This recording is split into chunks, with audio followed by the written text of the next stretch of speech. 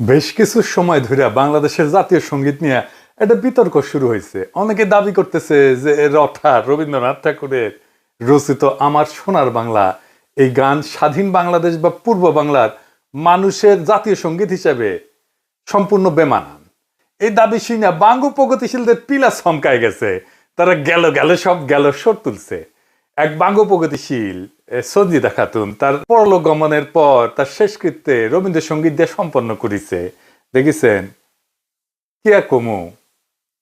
এমনকি বাঙ্গ প্রগতিশীল হিসেবে নিজেকে জাহির করা কচু খেতি এককালে মোডা আজিজ আর সন্ত্রাসী হারিসের ব্যবসায়িক পার্টনার দুই সিঙ্গালা ছাগল ডাবল ড্রপ আউট ওই পর্যন্ত ঘোষণা দিছে রবীন্দ্রসঙ্গীত আমার সোনার বাংলা বাংলাদেশের লক্ষ কোটি মানুষের হৃদয়ের গান এবং এটা নাকি আমাগো ন্যাশনাল ভ্যালুজ বহন করে। হ্যাঁ, হালাই ন্যাশনাল ভ্যালুজ বুঝে। হ্যাঁ, উইমেন লাইফ খুব বুঝা ফেলিছে ন্যাশনাল ভ্যালুজ। শালা double drop out national values বাপ রে বাপ। হ্যাঁ, ডাবল ড্রপ আউটের ইতিহাস জ্ঞান এমনিতেই হাস্যকর ভাবে কম, অথচ এই ডাবল ড্রপ আউট কয়েকদিন আগে আল্লামা ইকবালের নামে ঢাকা বিশ্ববিদ্যালয়ের হল নামকরণের দাবিতে খুব দয়া কইছিল মীর জাফরের নামেও হল করা উচিত। আল্লামা ইকবাল উপমহাদেশের মুসলমানদের মধ্যে সর্বশ্রেষ্ঠ দার্শনিক, যাকে বিংশ শতাব্দীর অন্যতম গুরুত্বপূর্ণ মুসলিম দার্শনিক হিসেবে প্রাচ্য এবং পাশ্চাত্যে উভয় জায়গাতে বিবেচনা করা হয়। ইকবাল 1938 সালে মৃত্যুবরণ করেন, 1971 সালের বাংলাদেশের স্বাধীনতা সংগ্রামের 33 বছর আগে। এমনকি ভারত ভাগ হওয়ার আগেই উনি মারা গেছেন।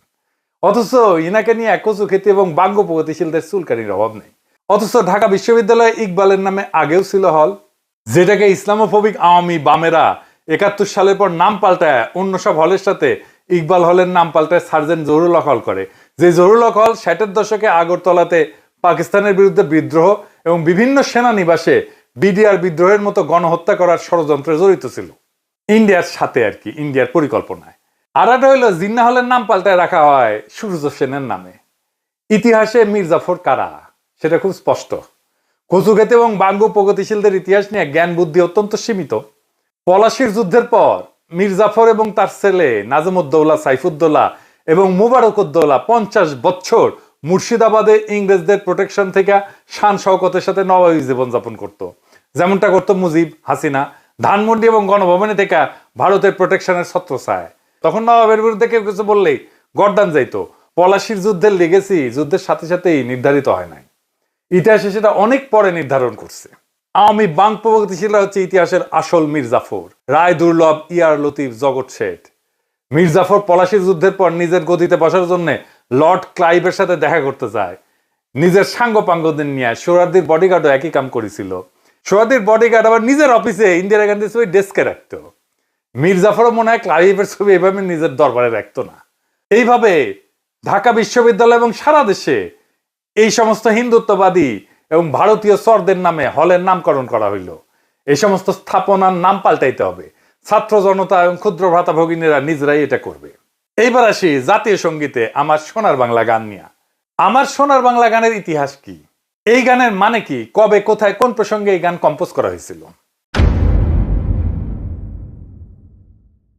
এটা জানতে হইলে আমাদের বঙ্গভঙ্গের ইতিহাস জানতে হবে। বঙ্গভঙ্গ কি?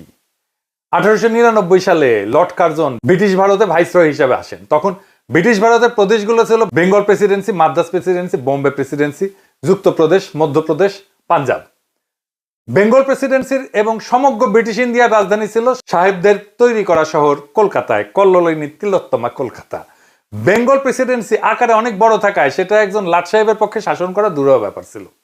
1900 সালের বেঙ্গল প্রেসিডেন্সি আকারে এত বড় ছিল, এর মধ্যে বর্তমান বাংলাদেশ, আসাম, পশ্চিমবঙ্গ, বিহার, উড়িষ্যা, ছত্তিশগড়, ঝাড়খণ্ড অন্তর্ভুক্ত ছিল। তার উপরে ছিল সেই যুগে দুর্গম যাতায়াত ব্যবস্থা। এর ফলে 1903 সালে ব্রিটিশ ভারত সরকারের সেক্রেটারি রিজলি সাহেব ভাইসরয় লর্ড কার্জনকে একটা চিঠি দেন। এতে প্রস্তাব করা হয় বেঙ্গল প্রেসিডেন্সিকে দুই ভাগে ভাগ করা, পূর্ব দিকের অংশকে পূর্ববঙ্গ এবং আসাম নামে নতুন একটা প্রদেশ তৈরি করতেন। নতুন প্রদেশের রাজধানী হবে ঢাকা শহর।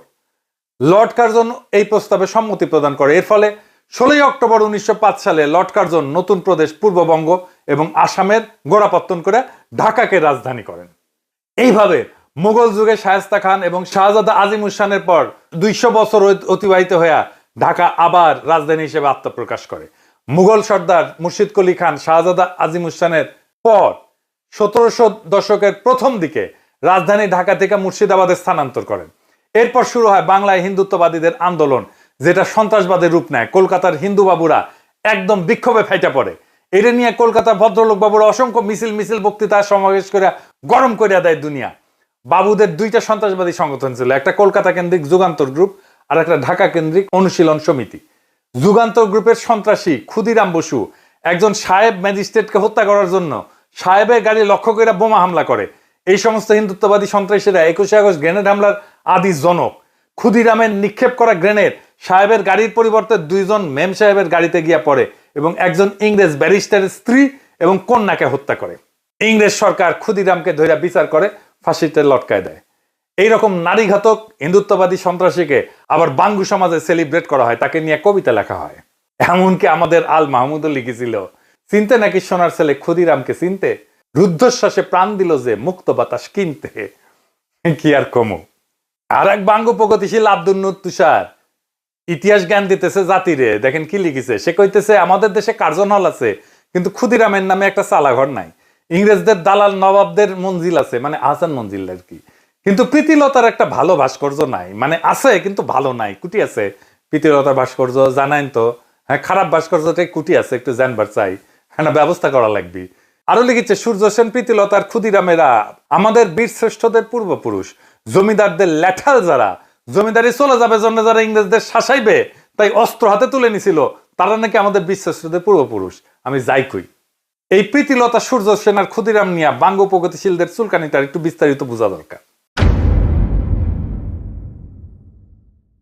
ব্রিটিশদের বিরুদ্ধে হিন্দু স্বার্থের জমিদার হিন্দু স্বার্থের আন্দোলন শুরু করছিল বঙ্গভঙ্গ রদ বাতিল করার দাবিতে কয়েকটা সশস্ত্র গ্রুপ করে। এই সময় ব্রিটিশদের বিরুদ্ধে অনুশীলন, যুগান্তর এই ধরনের সশস্ত্র দলগুলির তৎপরতা বাড়তে শুরু করছিল, যারা কালী ভক্ত হিসেবে দেবী মা কালীর পূজা কইরা সশস্ত্র সংগ্রামে ঝাঁপায় পড়ত।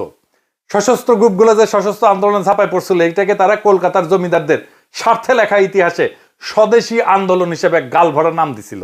আর এই সময়টাকে একটা ফাঁপা বিপ্লবী বানায় অগ্নি যুগ নামে ডাকা শুরু করছিল। কিন্তু আমাদের খেয়াল করতে হবে, ব্রিটিশ বিরোধী আন্দোলন মানে সেটা অ্যান্টি কলোনি মুভমেন্ট না।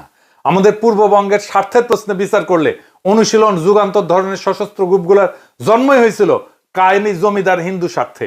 মুসলমান প্রজা বাঙালির উপরে যারা ছিল খড়গহস্ত, অবশ্যই প্রজাদের স্বার্থের পক্ষে তারা ছিল না। 1905 সালে বঙ্গভঙ্গ এবং ইতিহাসের দিকে তাকান, রবীন্দ্রনাথ সহ বিশিষ্ট হিন্দুদের নেতৃত্বে যে বঙ্গভঙ্গ রদের আন্দোলন হয়েছিল, এই আন্দোলন ছিল আমাদের পূর্ববঙ্গের মানুষের স্বার্থ বিরোধী। জমিদার বাঙালির সাথে ঘা মারছিল এই বঙ্গভঙ্গ, কারণ নতুন প্রশাসনিক ব্যবস্থার কারণে কলকাতার প্যারালাল ঢাকা একটা নতুন রাজধানী হয়ে উঠতেছিল।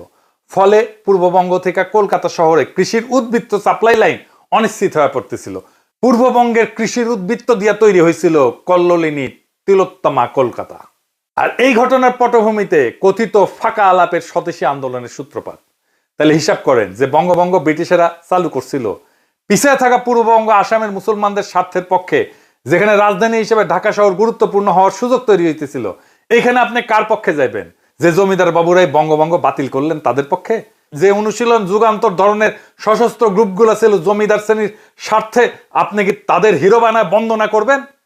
আপনার চাষা ভূষা পূর্বপুরুষদের সাথে গাদ্দারি করতেছেন? প্রীতিলতা, ক্ষুদিরাম কিংবা সূর্য সেনারা ছিল সরাসরি জমিদার হিন্দুর স্বার্থের লোক, এবং তাদের আন্দোলন কলকাতার শাসকদের আন্দোলন। স্বদেশী আন্দোলন এবং অগ্নিযুগ ছিল জমিদারদের সশস্ত্রতা। একে হিন্দু মুসলমান নির্বিশেষে সকল প্রজাকে আপন মনে করবে। বিশেষ করে পূর্ববঙ্গের মুসলমান প্রজা যারা আজকের বাংলাদেশের মানুষ, তাদের লড়াকু পূর্বপুরুষ হাজী শরীয়তুল্লাহ বা তিতুমিরেরা। আমাদের উত্তরসূরি হিসাবে আমরা কেন প্রীতিলতা, ক্ষুদিরাম কিংবা সূর্য সেনদের আমাদের হিরো বলে মনে করব, যেখানে এরা সরাসরি জমিদার স্বার্থের লোক? জমিদার তাদের অর্থদাতা ছিল, টাকা দিত, চান্দা দিত জমিদারেরা। এবং এই আন্দোলনটাই স্বদেশী আন্দোলন, অগ্নিযুগ, এটা ছিল জমিদারদের আন্দোলন, তাদের জমিদারি রক্ষার আন্দোলন, তাদের শোষণ রক্ষার আন্দোলন। হাসিনার হইয়া ছাত্রলীগ, যুবলীগ যেমন নাম ছিল বর্ষা বিপ্লবের সময় 24-এর, ঠিক একই কাজ করছিল সূর্য সেন, প্রীতিলতা, ক্ষুদিরামেরা।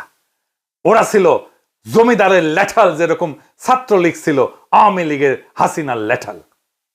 যে জমিদার ব্যবস্থায় আপনার পূর্বপুরুষদের বঞ্চিত করে রাখা হইতো, এই সশস্ত্র গ্রুপের লোকজন সেই জমিদারদের ভাড়াটে সন্ত্রাসী। তারা তো আপনার পূর্বপুরুষদের স্বার্থের বিরুদ্ধের লোক।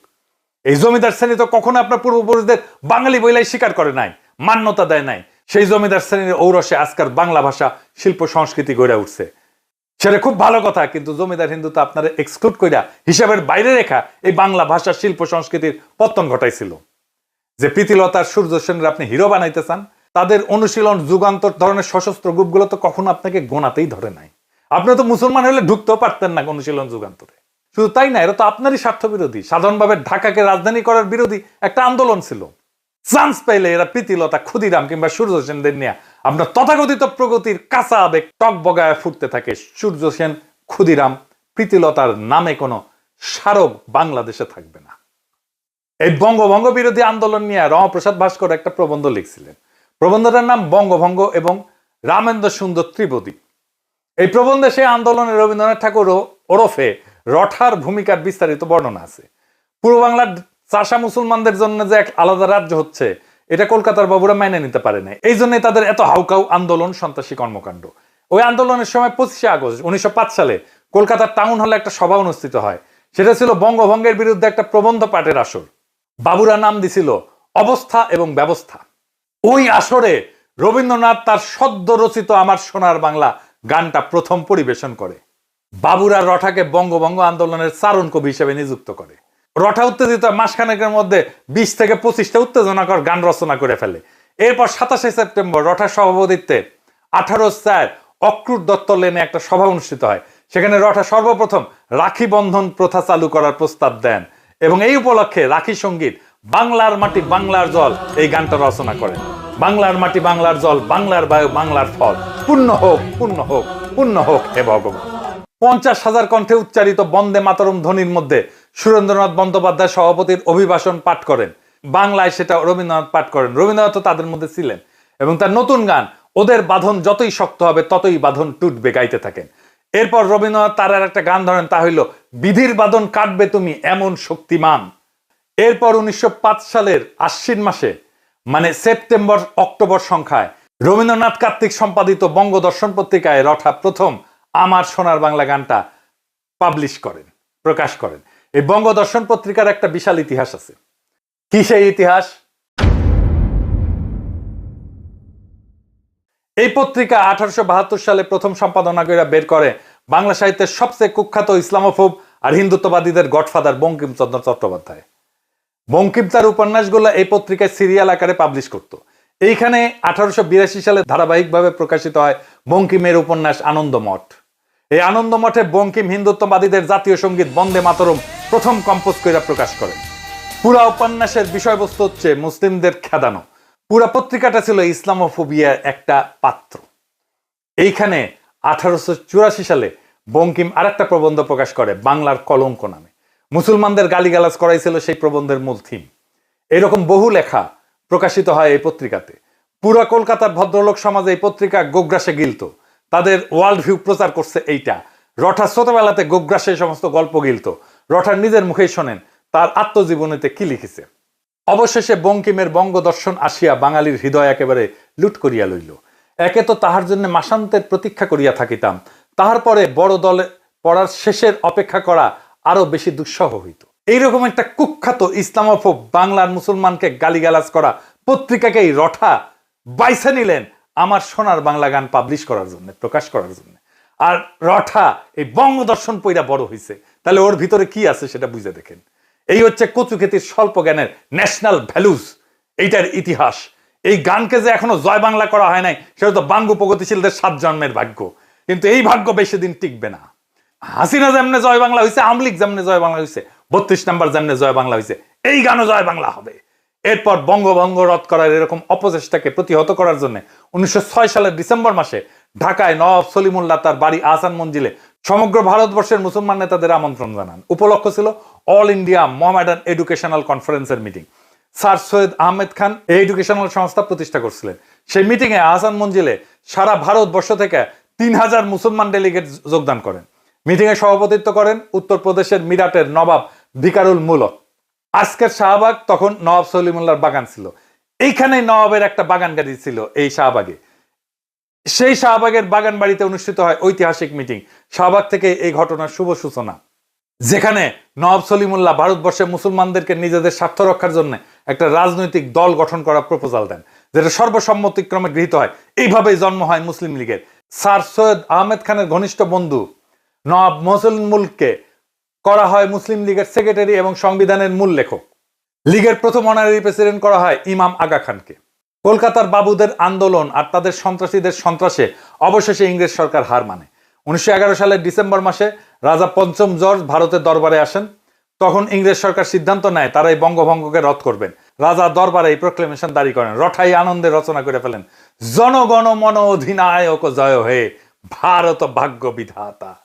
শুনেন, এই জনগণ মন আজ ভারতের জাতীয় সঙ্গীত। জনগণ মন অধিনায়ক জয় হে, ভারত ভাগ্য বিধাতা। পাঞ্জাব সিন্ধু গুজরাট ও মারাঠা দ্রাবিড় উৎকল বন্ধ, বিন্ধ্য হিমাচল যমুনা গঙ্গা উচ্ছল জলদি তরঙ্গ। তব শুভ নাম জাগে, তব শুভ আশিস মাগে, গাহে তব জয় গাথা। এই গান গাওয়া হয়েছিল ঢাকা বিশ্ববিদ্যালয়ে।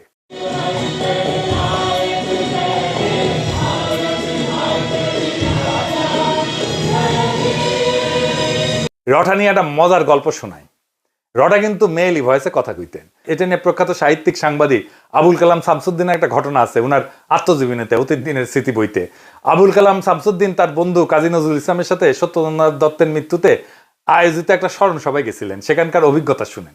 যথাসময়ে সভা মঞ্চে আপন আসন থেকে রবীন্দ্রনাথ উঠে দাঁড়ালেন।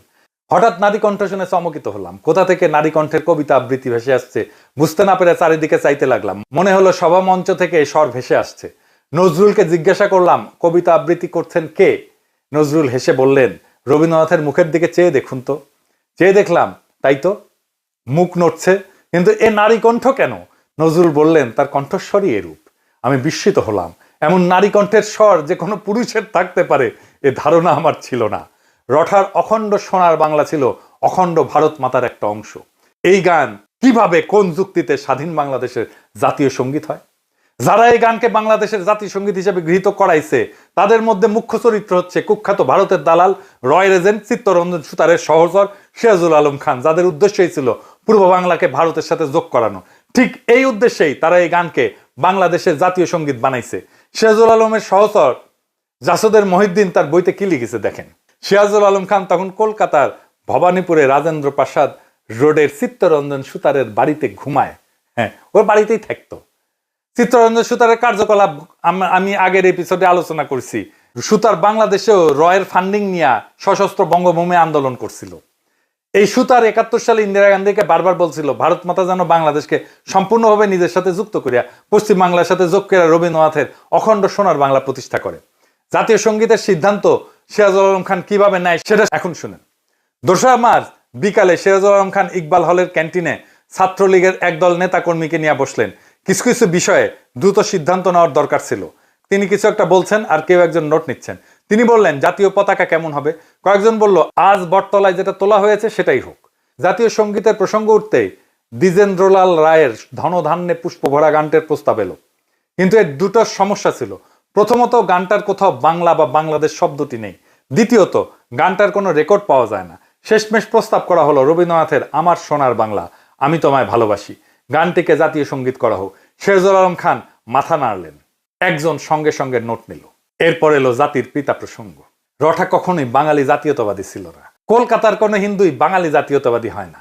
পশ্চিম বাংলার সকল হিন্দু বুদ্ধিজীবী এলিট সবাই সর্বভারতীয় প্যান ইন্ডিয়ান অখণ্ড হিন্দু ভারতে বিশ্বাস করত এবং করে এবং করবে। এরা সর্বদা আগাগোড়া অখণ্ড ভারত মাতার পূজারী। আগামী এপিসোডে আমি এটা নিয়ে বিস্তারিত আলোচনা করব। কাজেই মুসলমানদের স্বার্থবিরোধী সন্ত্রাসী বঙ্গভঙ্গ রদ আন্দোলনের চারণ কবি রবীন্দ্রনাথের রচনা করা আমার সোনার বাংলা গান কিভাবে বাংলাদেশের জাতীয় সঙ্গীত হয়, এই প্রশ্নটা আমাদের তুলতেই হবে। এই গান তো কারোই গাওয়া উচিত না। অতি দ্রুত গণভোট আয়োজন করে এই জাতীয় সঙ্গীতের ব্যাপারে সিদ্ধান্ত নিতে হবে। সিরাজুল আলম খানের চাপায় দেওয়া গানকে কখনোই আমাদের জাতীয় সঙ্গীত হিসেবে মেনে নেওয়া যাবে না, হবে না। রঠা বাঙ্গ প্রগতিশীলদের কাছে সবসময় একটা পলিটিক্যাল প্রজেক্ট ছিল। বাঙালি জাতীয়তাবাদের নামে পূর্ব বাংলার মুসলমানদেরকে যে কিরকম ভণ্ডামি গিলাইছে আওয়ামী বামেরা, সেটা আগামীতে ফাঁস করা হবে। সামনের এপিসোডে সেটা নিয়ে আলাপও করা হবে। আমি 100% শিওর, যদি ধরেন নকশাল বা অন্য কেউ পশ্চিম বাংলার রাজ্যকে ভারত থেকে বিচ্ছিন্ন করার দাবি তুলতো, রবীন্দ্রনাথ বেঁচে থাকলে উনি নুরুল আমিন ফজলুল কাদের চৌধুরী অথবা গোলাম আজম যেরকম অখণ্ড পাকিস্তান রক্ষার চেষ্টা করছিলেন, রঠা তার চেয়ে 10 গুণ বেশি এফোর্ট দিয়া অখণ্ড ভারতকে রক্ষা করতেন। খালি রবি না, পশ্চিম বাংলার অধিকাংশ বাঙালি ভদ্রলোক এই কাজটা করতেন। নকশালদেরকে তো ইন্ডিয়া অত্যন্ত কঠোরভাবে সামরিক শক্তি দিয়ে দমন করছে। সেটা নিয়ে পশ্চিম বাংলার বাবুরা জেনোসাইড, গণহত্যা বলে লাফায় না। এটাও অঙ্ক হিসাব প্রমাণ করে দেওয়া যাবে যে পশ্চিমবঙ্গে ভারতীয় আর্মির নকশাল দমন পাকিস্তান আর্মির অপারেশন সার্চলাইট থেকেও নির্মম ছিল। এমনকি শিখদের স্বর্ণ মন্দিরে ভারতীয় আর্মি হামলা অপারেশন ব্লু স্টার আর অপারেশন সার্চলাইট থেকেও ভয়ঙ্কর ছিল। ইন্দিরা গান্ধীর মৃত্যুর পরে যেভাবে শিখ জেনোসাইড হয়েছে, এরকম জেনোসাইড 1971 হয় নাই বাংলাদেশে। এইসব আরেকদিন আলাপ করা যাবে। বাঙ্গু প্রগতিশীলদের চিরতরে জয় বাংলা করে দেওয়া হবে। রঠার আমার সোনার বাংলা কখনোই পূর্ব বাংলার চাষাভুষাদের হৃদয়ের গান ছিল না। এটা ছিল হিন্দু জমিদারদের, কলকাতার বাবুদের শোক গাথা, যারা ঢাকাকে রাজধানী হইতে দেয়নি, যারা পূর্ব বাংলার মুসলমানকে বাঙালি মানেনি, আর রবীন্দ্রনাথকে বানাইছিল সেই আন্দোলনের চারণ কবি। এখন সেই গান আমাদের মাথায় চাপায় দেওয়া বলা হয় এটাই আমাদের জাতীয় সত্তা, এটাই আমাদের ন্যাশনাল ভ্যালুজ। কিন্তু ইতিহাস বদলায়, বাতিলের খাতা থেকে উঠে আসে নতুন সত্য। পূর্ব বাংলার চাষাভুষা মেহনতি মুসলমান যারা একদিনে গান গাইতে বাধ্য ছিল, আজ ইতিহাস আপনাকে প্রশ্ন করতেছে আপনি কার শোক গাথা গাইতেছেন আপনার জাতীয় সঙ্গীত হিসাবে। তারেক রহমান আর বিএনপিকেও বলতে হবে কেন তারা রঠার গান জাতীয় সঙ্গীত হিসাবে পাইয়া গর্বিত।